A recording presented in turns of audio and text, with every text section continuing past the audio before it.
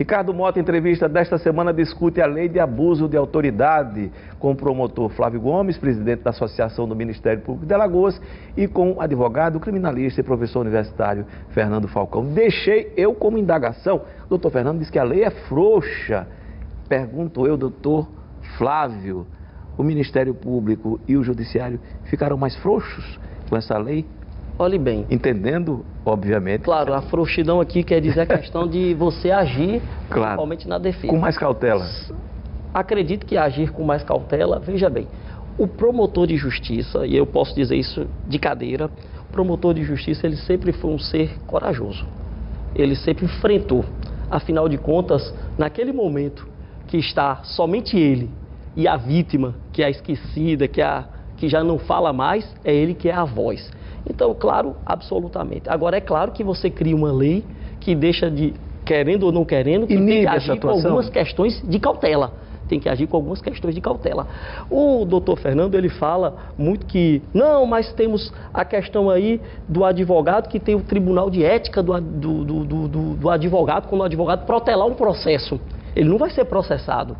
Dificilmente é processado. Também não funciona ele protela. Muito, não, mas eu não quero dizer, mas ética. dificilmente é processado. Dificilmente se acontecem essas reclamações, e essas reclamações vão à frente quando ele protela um processo porque ele quer beneficiar um réu. O que eu quero dizer aqui, Ricardo, é que na questão jurídica mesmo, na questão técnica real, e eu falo isso por ser um promotor de justiça que trabalho dia a dia, trabalhei dia a dia do outro lado da moeda, principalmente nos tribunais de júri e júris de repercussão aqui no Estado, o que eu quero dizer na prática real, é que o promotor de justiça, o juiz, ele tem que ter tranquilidade, ele tem que ter segurança para agir. Ele tem que ter segurança para agir. O que eu quero dizer também... Ele perde essa segurança com Veja bem, no momento que você poderá, a qualquer momento, a qualquer instante, porque você decretou uma medida judicial de segregação, mesmo que você fundamentou, porque eu desconheço algum juiz que tenha decretado uma ordem de prisão preventiva que não tenha sido fundamentada. Desconheço um promotor de justiça que inicia uma denúncia também sem fundamentar, sem dizer o motivo, inclusive dar-lhe os crimes. Mas o que acontece? O Supremo Tribunal Federal tem um inquérito que, enfim, é tão aberto. Mas aí vai para lá, né? É tão aberto que pode ser mas tudo, que a gente não aprova, né? Investigar que a Lua... E que a gente não aprova, que inclusive gerou agora uma condução. Gerou uma condução agora, né? E o próprio Supremo vai estar agora... Não foi abuso não, aquilo? O ministro Celso vai estar, inclusive, julgando aquilo ali, né? Você não acha que aquilo foi abuso, vai estar julgando aquilo ali. Com o ex-procurador Janot, naquela circunstância, quer dizer... Ali não tem nem técnica legislativa, ali tem manifestamente flagrante vingança. Um abuso, porque realmente... Vingança, agora veja bem, isso está na mão de um inquérito que vai ser julgado ainda, e o ministro Celso, inclusive, tem um AMB e vai a CONAMP ajuizar uma ação para poder dizer onde é que pode e que não pode. Agora, o que eu quero dizer de real, Ricardo, o que eu quero dizer de real é o seguinte, meu Deus, o que a gente vai poder imaginar que a pessoa agora vai poder ser avaliado porque não teve fundamentação, e essa fundamentação amanhã ela pode ser revista.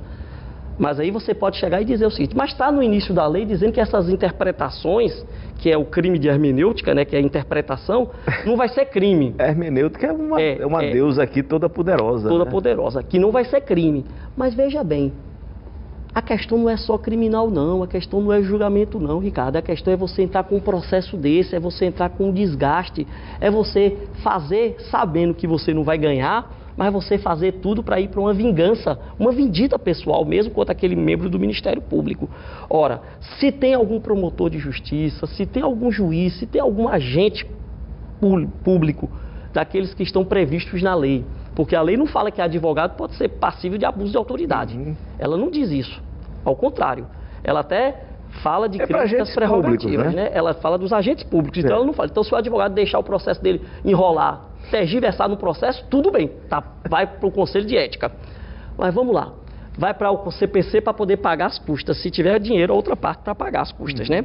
Do processo. Mas vamos lá, agora voltando para a realidade real. Por favor, rápido. E eu quero, só para poder deixar para você. Isso vai gerar o quê? Vai gerar uma insegurança, sim. Vai gerar um prejuízo para a sociedade. Não é para o promotor de justiça nem para o juiz, não. É para a sociedade.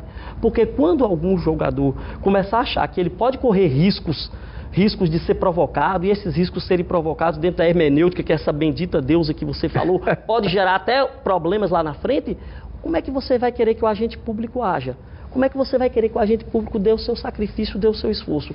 Eu sei que tem pontos que precisam ser realmente mudados, tem pontos que precisam ser feitos, mas o que eu defendo aqui é que nós temos umas corregedorias, nós temos o Conselho Nacional do Ministério Público, que é muito forte, já afastou inúmeros membros, já deu punições a inúmeros membros. Então, assim, meu Deus do céu, se nós já temos um órgão de controle até externo, se nós temos tudo isso aqui dentro, por que não conseguir fazer as denúncias e tudo mais? Por que não conseguir tocar o barco para lá? Doutor Flávio, como o próprio Supremo já decidiu que a defesa é a última a se manifestar, eu queria que o doutor Fernando encerrasse suas considerações. Infelizmente, o nosso tempo acabou. O tema é rico, né? É verdade. É rico. Olha, cara, eu queria inicialmente fazer um contraponto ao que o doutor Flávio falou sobre a figura do advogado.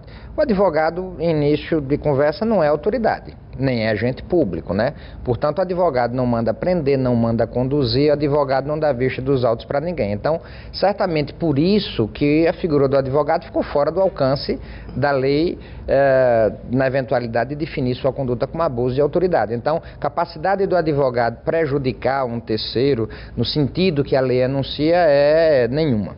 Mas, enfim, é bom nós lembrarmos, Ricardo, que nós vivemos num Estado de direito democrático. Portanto, todos, absolutamente todos, devem sujeição à lei. É claro que a figura de um juiz, de um delegado, de um promotor de justiça é uma figura de um servidor público que, em razão das suas atribuições, quando erra, e seja esse erro proposital ou não, tem um condão de causar um prejuízo muito maior à pessoa que o seu erro alcançou. Então não dá para a gente tratar a conduta de um magistrado que, por exemplo, não permite que o preso sob sua custódia possa entrevistar-se com seu advogado, possa exercer amplamente a sua defesa, não se dá para sancionar com a mera reprimenda de uma advertência.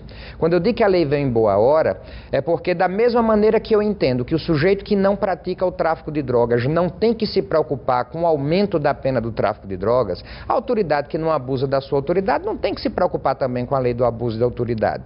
Então, a lei veio, volto a dizer mais uma vez, em boa hora, porque busca fazer com que aquilo que há muito tempo já era exigido na lei, agora deva ser ainda mais observado, porque a conduta atentatória a essas garantias, principalmente garantias fundamentais, como liberdade de locomoção, como inviolabilidade de domicílio, apenas para exemplificar, devam ser respeitadas, sob pena de que a autoridade também, como todo cidadão que comete um ilícito, possa responder criminalmente pelo seu excesso. Doutor Flávio, doutor Fernando, muito obrigado. Como eu disse, a gente não vai exaurir esse tema aqui, ele é muito rico, muito amplo, né?